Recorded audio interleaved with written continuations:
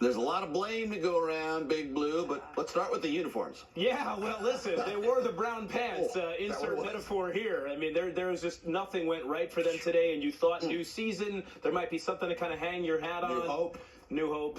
No such luck. Our esteemed research team here at Channel 7 reminds us the Giants got walloped by the Cowboys in last season's home opener, losing 40-0. Today, they only lost by 22, so maybe things are getting better. Hardly.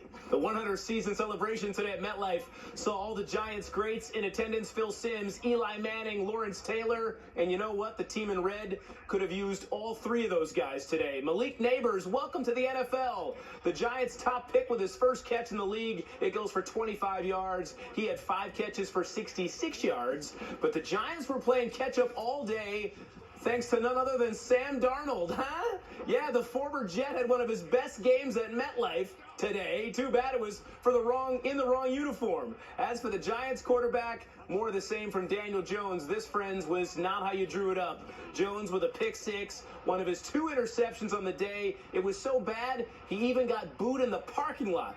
Giants muster only 2 field goals as they get blasted 28-6 in the season opener. For us, we got to understand this is the first week, and there's a lot of football to play, so we've got to clean it up. We got to make some improvements fast, and a lot of football to play, so that's what we're going to do. This was your first game calling the plays, not a preseason, first time. Yeah. Did everything go well, in the communication and all that stuff? A lot and did score, so it wasn't good enough. As far as just the mechanics of it?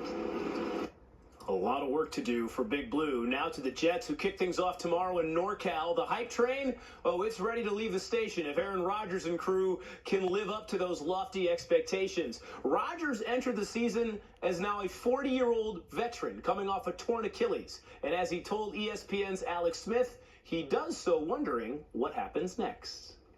You still wonder, can I go out there and do it?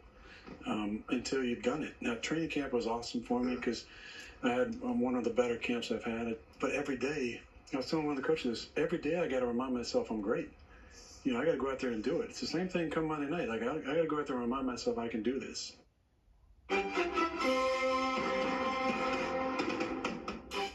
It all starts tomorrow for Gang Green, and what better place to do it than on Monday night against the 49ers? You can watch it right here on Channel 7.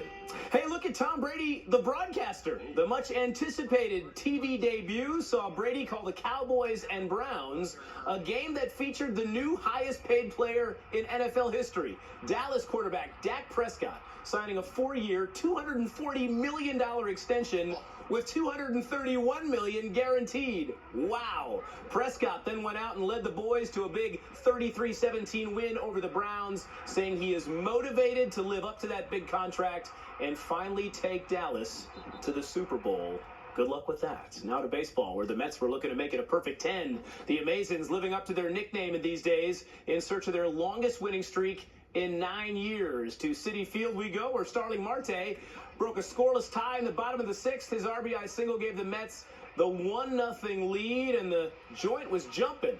But the Mets bullpen that has been so good as of late could not hold that lead late. Tied at 1 in the 9th, and Santiago Espinal brings in 2 runs off Phil Maton. The Mets can't complete the sweep, and with the Braves win today, the two are now tied once again for the final wildcard spot in the National League.